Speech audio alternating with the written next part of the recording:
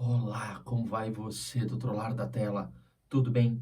Eu sou o Fábio, meu apelido é Monstro, eu sou professor de Geografia e na aula de hoje eu quero conversar com você sobre a estrutura ativa da população, ou seja, sobre a população ativa ou a população economicamente ativa. Tudo bem?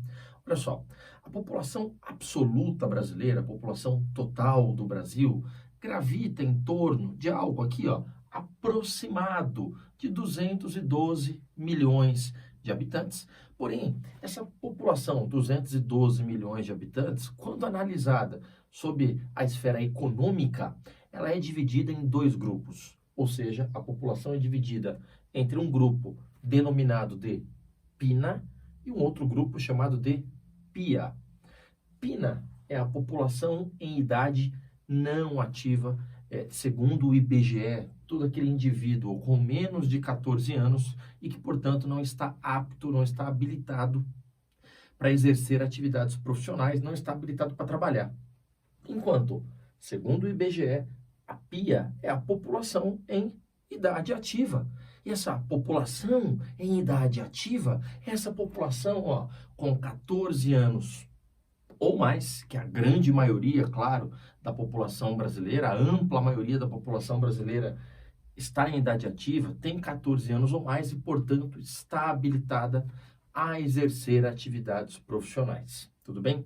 Agora, ter idade para trabalhar não significa que o indivíduo esteja necessariamente trabalhando ou à procura de emprego. Não. Existem muitos casos a serem analisados aqui. Veja, repara aqui, olha aqui na lousa comigo, ó. A população em idade ativa era é dividida em dois grupos, a PEI e a PEA. A população economicamente inativa e a população economicamente ativa. Ou seja, PEI, população economicamente inativa, é todo aquele indivíduo que tem idade ativa, tem mais de 14 anos, mas por algum motivo não está trabalhando. Então, ele é aquela população, são aquelas pessoas que não produzem renda, não produzem riquezas através do trabalho. Então, elas não geram riquezas através do trabalho. Por exemplo, você, estudante que está assistindo essa aula. Quando alguém pergunta para você, estudante, o que você faz da vida? Você não responde, estou desempregado. Não, em muitos casos você fala, olha, eu sou estudante.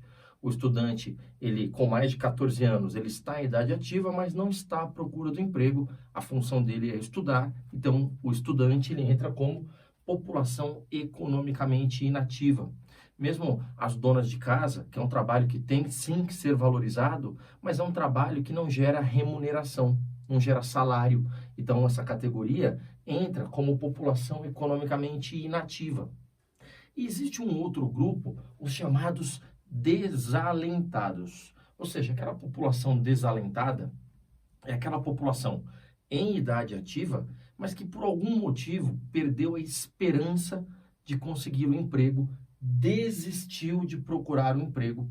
Então, você está falando já de alguns milhões de brasileiros que, por falta de oportunidade no mercado de trabalho ou oportunidade na área na qual se especializou, ele é um desalentado, ele simplesmente desistiu de procurar emprego. Então, é um morador em situação de rua, é, por exemplo, um indivíduo que se tornou dependente de um outro que possua renda, tá bom? Então, essas categorias entram como aquela população em idade ativa, mas economicamente inativa, é a PEI. E a PEA? Bom, essa nos interessa bastante. Veja, a população economicamente ativa é justamente aquela associada à produção de riquezas através do lucro, através do salário. Veja, nós estamos falando da população ocupada e da população desocupada. Veja, o ocupado é o indivíduo que está no mercado de trabalho. E ele está no mercado de trabalho na condição de trabalhador empregado, na condição de empregador, de empresário, de empreendedor, ou na condição de trabalhador que atua por conta própria. Então, o trabalhador que atua por conta própria, o empregador, o empresário e o trabalhador empregado são todos, ó, população ocupada, pertencente à economia ativa, à população economicamente ativa. Enquanto os desocupados, presta atenção, os desocupados são chamados também de desempregados. É aquele indivíduo que está temporariamente fora do mercado de trabalho. É um indivíduo que ele perdeu o emprego, mas está ativamente procurando uma recolocação profissional, procurando se colocar novamente no mercado de trabalho. Então, a situação do desempregado, diferentemente do desalentado, é um indivíduo que perdeu o emprego, mas está à procura de emprego nos últimos 30 dias. Está procurando, está fazendo entrevistas, enfim, está tentando se recolocar no mercado de trabalho. É claro, quando a gente fala do desempregado, inevitavelmente a gente fala também da questão do desemprego. Quando nós falamos do desemprego, esse é um problema econômico grave que aflige a cabeça de milhões de trabalhadores, o temor de perder o emprego, né? Se você analisar esse gráfico de desemprego no Brasil entre 2005 e 2020, usando esse período histórico curto como referência, veja, entre 2005 e 2015, nós notamos uma tendência de redução dos índices de desemprego no Brasil, tá bom? Veja, o desemprego ele vinha paulatinamente caindo até ali, ó, início do ano de 2015, de repente 2015 em diante, em relação a 2020, os índices de desemprego, eles subiram, os índices de desemprego, eles aumentaram. Notem, turma, o desemprego ele aumenta principalmente por uma questão conjuntural. São dois tipos de desemprego, o conjuntural e o estrutural. O desemprego estrutural é aquele desemprego associado à extinção de postos de trabalho, associado à inovação tecnológica. Então, o desemprego estrutural, ele está associado àquele trabalhador, àquele indivíduo que ele perdeu o emprego, mas não foi substituído por outro trabalhador. Não, aquele posto de trabalho desapareceu. Ou seja, ele foi substituído por uma máquina, por um equipamento, está associado à inovação tecnológica. Quando a gente fala, por exemplo, do êxodo rural brasileiro, uma das causas da migração do trabalhador do campo para a cidade, não é a única, toma cuidado, tá? Mas é a modernização do campo, é a mecanização do campo. Então, muitos trabalhadores rurais perderam o emprego para equipamentos, isso é desemprego estrutural. Muitos operários de fábricas que executavam tarefas repetitivas, fordistas, foram substituídos por robôs. A automação industrial, a robotização industrial, ela acabou eliminando vários postos de trabalho. É claro, precisamos ser justos, a tecnologia, ela elimina alguns empregos, mas ela vai gerar outros empregos associados à alta tecnologia. Mas é importante que você conheça essa categoria de desemprego, o estrutural, eu vou insistir, é o emprego que foi extinto, que deixou de existir em virtude da inovação tecnológica. O desemprego conjuntural, ele está associado a uma conjuntura econômica desfavorável, a um momento econômico desfavorável. Por exemplo, o ano de 2020, o ano da pandemia da Covid-19, do coronavírus, políticas de distanciamento social e isolamento social. Vejam, essa política de isolamento social, ela gerou fechamento de várias empresas, temporariamente, cada um na sua casa, isolado, estudando em casa, trabalhando em casa, em home office ou não. Só que muitas empresas, vejam, elas simplesmente fecharam as portas, elas não sobreviveram a esse período de pandemia. Então, durante a pandemia, houve vários casos, infelizmente, de fechamento, de falências de empresas, principalmente empresas pequenas, e isso, claro, acarreta num aumento do desemprego, né? Aqueles trabalhadores associados às empresas que fecharam durante a pandemia perderam seu emprego. Então, é uma conjuntura negativa de saúde pública, um momento de saúde pública ruim que afetou a economia e, por tabela, afetou o desemprego. É o desemprego de ordem conjuntural, né? Vamos lembrar que o Brasil de 2015 em diante, ele é um Brasil também que viveu um momento de forte tensão política, crise política, nessa polarização na política brasileira entre a direita e a esquerda, né? Ambos surdos diante do posicionamento do outro. Então, essa polarização, essa radicalização política, ela gerou um clima de tensão no país, um clima de instabilidade, um clima de incertezas. E essa radicalização política tornou o país mais instável, ela diminuiu o fluxo de investimentos em direção ao Brasil devido a essas incertezas e instabilidade da política brasileira, o fluxo de investimentos externos, investimentos internos no Brasil, eles caíram bastante, né? Uma coisa que você precisa lembrar, o curso de economia, ele é um curso universitário de economia, ele é um curso de humanas. Ele faz uso da matemática, ele faz uso do conhecimento das exatas, mas é um curso de humanas. É para você entender que a política e a economia, elas andam de mãos dadas. Então, o momento econômico ruim, claramente ele afeta a situação política. E uma situação política ruim, claramente ela afeta o comportamento da economia. Isso é importante que você entenda. Então, o país ele precisa se ajustar, se equilibrar politicamente para caminhar, né, no sentido de progresso e desenvolvimento econômico, geração de empregos, mais uma vez, né?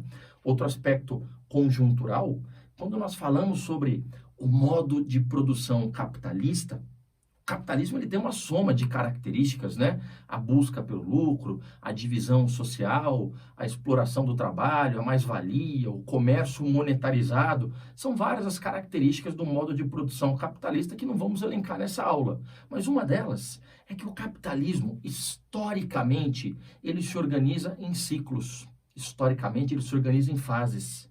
Fases de prosperidade alternando com fases de crise. Isso é o capitalismo. Momentos e ciclos de prosperidade, momentos e ciclos de crise econômica. Veja, quando essa crise econômica ela é mais curta, quando a economia ela diminui de tamanho, ou seja, o PIB ele diminui de tamanho. O Brasil ou um país está produzindo menos riquezas, logo ele está produzindo menos empregos. Então, quando a economia ela diminui, nós estamos falando de um ciclo de recessão econômica. A recessão está associada à redução da economia, à redução dos postos de trabalho, associada a um curto período.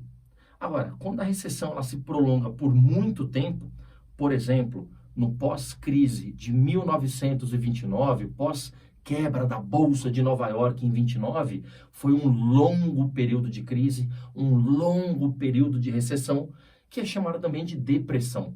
Então, a depressão econômica é um longo período de crise, é um longo período de recessão, redução da economia, falências e redução dos postos de trabalho. A recessão, normalmente, é uma crise de impacto menor e duração menor. Então, nós vivemos um ciclo, uma fase também de recessão econômica, claro, isso afeta os postos de trabalho. Percebe? Eu estou te mostrando que esse desemprego de 2015 a 20, como é um curto intervalo de tempo, ele é muito mais justificado por razões conjunturais do que propriamente por razões estruturais. O desemprego estrutural, ele já vem tirando postos de trabalho há mais de 30 anos, tá bom? Beleza? Agora, olha só, quando nós falamos da população ocupada, veja, a população ocupada, nós temos, de novo, o empregador, temos o empresário, o empreendedor e temos a classe trabalhadora, os empregados, que podem ser caracterizados como trabalhadores formais, ou seja, vinculados a uma empresa por subordinação profissional através da CLT, a consolidação das leis trabalhistas. É o empregado, é o trabalhador com CLT, com carteira de trabalho assinada, vinculado a uma empresa, balizado por uma proteção jurídica, benefícios sociais, como as férias, como o 13º, como um fundo de garantia por tempo de serviço, o direito à licença, caso precise, percebe? Então, nós estamos falando, repito, do o empregado formal vinculado a uma empresa com vínculo empregatício através da carteira de trabalho, da CLT. Temos os trabalhadores informais, ou seja, que é aquele que não tem nenhum tipo de vínculo empregatício com a empresa. Vejam, normalmente o informal, ele também é um autônomo. É um cara que trabalha por conta própria, é um indivíduo, é um trabalhador que trabalha por conta própria de maneira autônoma, geralmente de maneira autônoma e informal. Ele não tem nenhuma contribuição previdenciária, ele não contribui com a previdência, ele não paga impostos. Você está falando, em muitos casos, daquele indivíduo que tem geralmente uma formação profissional não muito avançada, claro que há exceções. Você está falando do indivíduo, do autônomo informal, geralmente marcado por uma renda média muito baixa, baixos salários. Por exemplo, o camelô. Por exemplo, o indivíduo que vende ali o comércio ambulante no semáforo, o indivíduo que trabalha como motoboy, o indivíduo que trabalha como motorista de aplicativos. Ele é autônomo, ele trabalha por conta própria e de maneira informal. Geralmente, isso aqui, ó, são os que sofrem sob o ponto de vista da remuneração, tá bom? E temos aquele trabalho também não remunerado, né? O indivíduo que trabalha em entidades filantrópicas, ONGs, igrejas, o indivíduo que trabalha como estágio não remunerado. Então, também tem a categoria dos empregados não remunerados, tá joia? Só uma última colocação aqui para evitar dúvidas, que é o seguinte: quando o cara trabalha por conta própria, o indivíduo trabalha por conta própria, é autônomo, ele não tem vínculo empregatício, ele é informal, geralmente ele é mal remunerado. É o cara que não tem férias, trabalha 12 meses ao ano, muitos casos não tem final de semana, porque se tem final de semana não recebe. Se tiver férias não recebe. Essa é a situação do autônomo informal. O profissional liberal é uma categoria diferente. Você está falando do profissional liberal que trabalha por conta própria, mas que geralmente tem uma formação superior. Esse cara tem uma formação superior. É um indivíduo que é balizado por uma regulamentação jurídica. Ele tem um amparo jurídico. A gente está falando, por exemplo, de profissionais como o médico, a advogada, a arquiteta, o engenheiro, percebe? Notem que um médico, para poder atuar, depois de formado, ser um clínico geral, ele pode fazer a residência, se especializar e tirar a CRM, né, o Conselho Regional de Medicina. O bacharel em Direito, ele não pode advogar, a não ser que ele passe no exame da ordem, ou seja, que ele seja aprovado no exame da OAB e tenha a carteirinha da Ordem dos Advogados do Brasil. Os engenheiros, para poderem atuar, tem que ter a carteirinha do CREA, que é o Conselho Regional de Engenharia e Agronomia. Então, percebam, é importante essa diferenciação, porque senão você coloca como conta própria o camelô e o médico. Você coloca como por conta própria o motoboy e o engenheiro. Então, apesar deles trabalharem por conta própria, todas essas categorias, a situação econômica ela é muito diferente, tá bom? E uma última consideração, claro, quando a gente fala desse quadro de desemprego e as causas para o desemprego, que 2020 girou em torno de 13%, cuidado, tá? Quando a gente fala em medir o desemprego, não é 13% de desempregados em relação à população total. Não é isso. São 13% de desempregados em relação à população economicamente ativa, que no Brasil gira em torno de aproximadamente 110 milhões de pessoas.